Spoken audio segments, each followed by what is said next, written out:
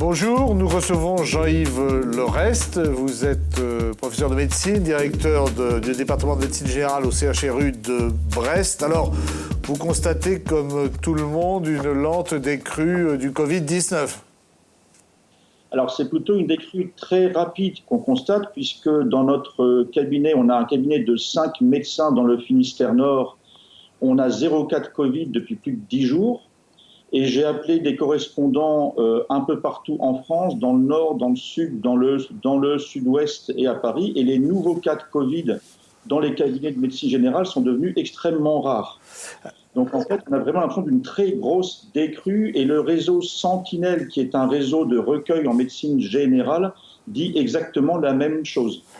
Juste une chose avant de revenir au coronavirus, il y a eu pas mal de dommages collatéraux de malades ayant des pathologies lourdes mais classiques comme le cancer qui ont déserté vos consultations, je crois moins 40% enregistrés. Est-ce qu'ils vont reprendre le chemin des cabinets médicaux, étant entendu que pour certaines tumeurs, notamment les cancers du sein, si vous décalez d'un mois que la tumeur grossit, vous augmentez le risque de 10 à 20%. Alors, le souci, c'est qu'effectivement, on a beaucoup de gens qui ont eu très peur et qui donc ne sont plus venus nous voir. Et ça, c'est un phénomène France entière. Mais plus embêtant, nos camarades spécialistes de ville ont dû fermer leur cabinet pour plein de spécialités. Et du coup, ils vont avoir un retard derrière pour rattraper tous les besoins de bilan et de soins et de diagnostic. Si je vous ai trouvé, par exemple, une suspicion de cancer ORL il y a 1 mois et demi dans mon cabinet, je n'avais aucun ORL pour aller faire des biopsies. Donc cette peur d'attraper le virus dans les cabinets, aujourd'hui, elle crée un embouteillage pour prendre des rendez-vous.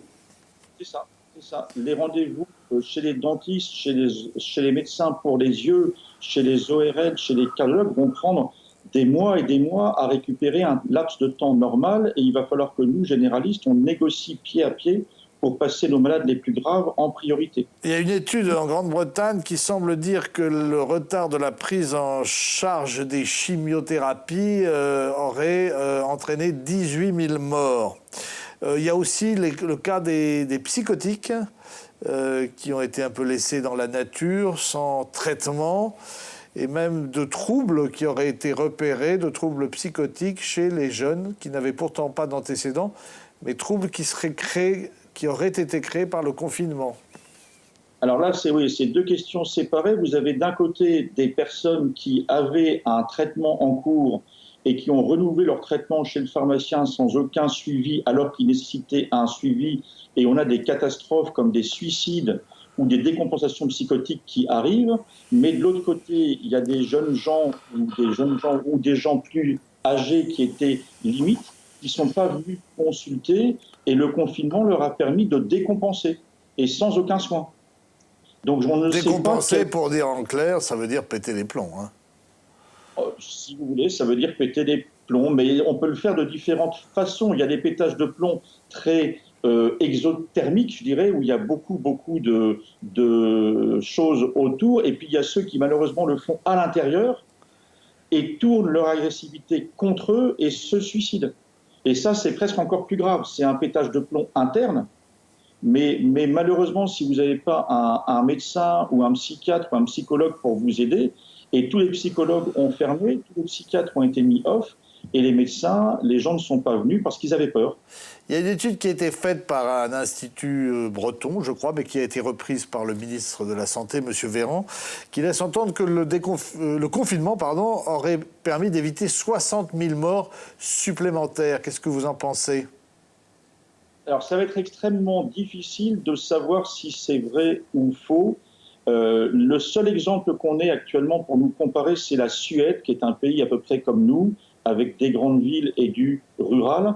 La Suède, c'est à peu près 10 millions d'habitants. Ils n'ont pas confiné. Ils ont permis tous les rassemblements jusqu'à 50 personnes et puis faire attention aux contacts. Et ils sont à moins de 2500 morts. Ce qui fait que si on multiplie par 7 pour arriver à notre population, ça les amène entre 15 et 18 000 morts. Donc ils ont fait mieux que nous en confinant beaucoup moins, voire en confinant pas du tout.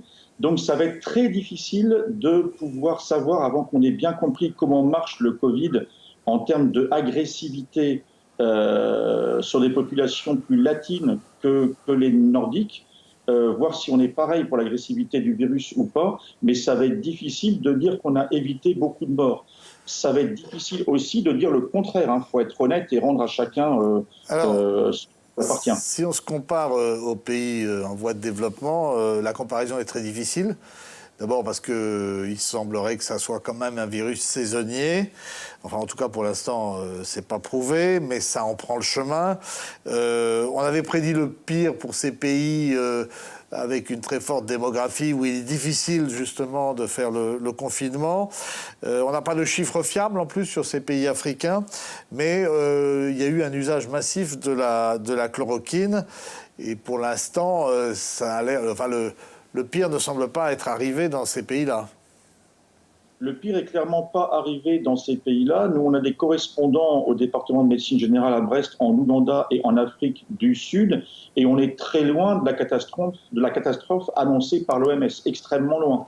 Par contre, ce qui peut nous arriver de beaucoup plus grave, c'est que les stocks de riz et de nourriture qui arrivent dans les ports ne soient pas distribués, ou que des gens en profitent pour faire des profits dans la distribution de ces stocks de nourriture, et que des disettes ou des famines arrivent en milieu rural en Afrique, mais évidemment, personne ne comptera ces morts-là.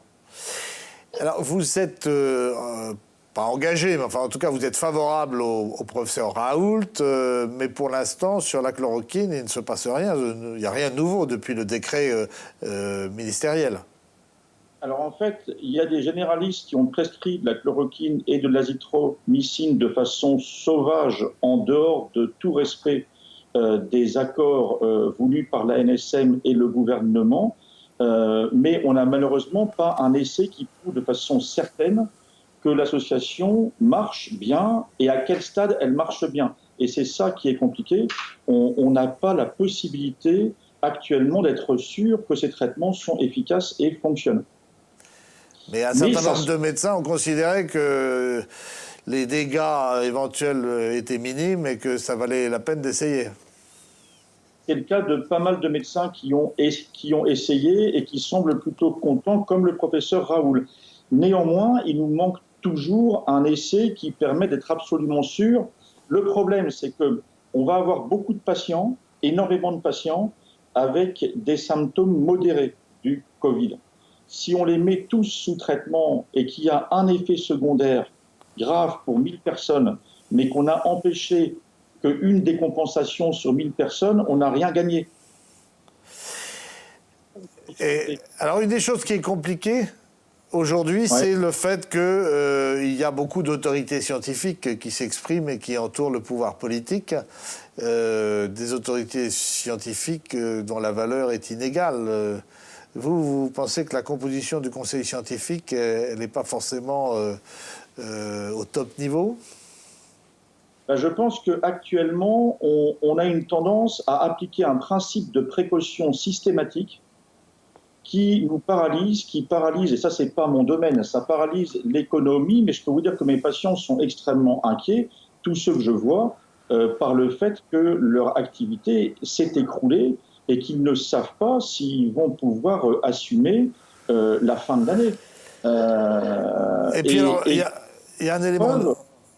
Pardon de vous couper, il y a un élément nouveau en plus qui intervient quasiment à chaque fois que les choses ont l'air de s'améliorer. Le dernier en date, c'est la maladie de Kawasaki pour les enfants, qui a été un élément supplémentaire qui fait douter de l'opportunité de reprendre le chemin de l'école. Oui, mais ça, c'est le problème de tas de gens qui veulent exister à tout prix, alors qu'en fait, des maladies de Kawasaki au décours d'attaques de virus, ça existe. Des maladies de Guillain-Barré, on va nous sortir ça dans quelques temps, il va y avoir du Guillain-Barré après du Covid. Mais oui, c'est des maladies qui attaquent le système immunitaire, elles peuvent déclencher d'autres troubles immunitaires, mais ça reste extrêmement rare. Les Guillain-Barré, on en a dans les épidémies de grippe, et c'est pas pour ça qu'on arrête le pays. Donc il faut arrêter de nous sortir les 10, 15 ou 20 cas extraordinaires pour faire une généralité avec ça alors qu'un comité scientifique doit prendre de la hauteur et corréler ça à la population. L'épidémie de Covid en France, c'est l'équivalent de 3 jours de mortalité pour le pays, de mortalité normale. On a, dans ce pays, on est 70 millions, on a un taux de mortalité de 11 pour 1000. En France, chaque année, il y a 11 Français sur 1000 qui décèdent par voie naturelle. Et on a donc 7 à 8 000 morts par jour. Là, on va avoir 25 000, 30 000 morts, 40 000 morts, soyons les plus pessimistes que l'on peut. On a arrêté toute l'économie du pays pour quelque chose qui est l'équivalent de 4 jours. À l'échelle du globe, on a 250 000 morts par jour. On n'y est pas encore. On va se retrouver aussi dans une situation à partir du 11 mai où on remet les compteurs à zéro, c'est-à-dire qu'on se retrouve dans la situation antérieure puisque l'immunité collective est loin d'être atteinte. Alors en fait, ça, personne ne le sait, puisqu'en fait, on ne sait pas le nombre de cas asymptomatiques, que les cas qui ont eu lieu en médecine générale n'ont pas été comptés par nos gouvernants, parce qu'on a eu une vision purement centrée sur l'hôpital, et des cas faits à l'hôpital, et puis on a commencé un peu à compter en EHPAD, en maison de retraite. Mais en fait, nous, en ville, dans mon petit cabinet à Lanmeur, où on est 5, on a accueilli plus de 150 cas de Covid. Aucun n'est parti à l'hôpital. Est-ce que vous estimez que le privé a bien pris le relais et a bien pallié aux insuffisances de l'État jacobin qu'on n'arrête pas de critiquer? Alors, je ne peux pas dire ça. En fait, les cabinets de médecine générale qui ont continué à tourner en ville, aucun comptage des cas qu'ils ont dû traiter n'a été fait. Personne ne sait réellement tout ce qui a été fait. Et du coup, comme on n'a aucun test immunitaire valide actuellement, et que même si je vous fais un bilan sanguin demain, je ne sais pas combien de bilans sanguins positifs sont des faux positifs et combien de bilans sanguins négatifs sont des faux négatifs, eh ben, le résultat, c'est que pour l'instant, on ne peut pas compter l'immunité collective. Mais elle est beaucoup plus importante que ce que le ministère de la Santé nous dit, puisque tous les cas de médecine générale, on est 70 000 généralistes. S'ils ont tous fait comme nous en Bretagne, et on a eu plutôt des pics épidémiques plus importants ailleurs qu'en Bretagne, ça veut dire qu'au minimum, on a eu la bagatelle de 1 400 000 cas. Ça commence à vous faire une petite immunité collective, 1 400 000 cas sur un pays comme le nôtre, d'autant plus que ça, c'est des cas symptomatiques qui sont venus en cabinet de médecine générale, mais il y a tous les gens asymptomatiques qui ne sont même pas venus, ou les gens qui ont juste fait une petite diarrhée, ou un petit rhume, ou une petite toux. Si je comprends bien, Jean-Yves Leurest, on va s'arrêter là, mais on continue un peu à naviguer à vue. Merci en tout cas de votre intervention. On se retrouve demain avec un nouvel invité qui sera Denis Oliven, le président du groupe CMI France. Portez-vous bien, protégez-vous et à demain.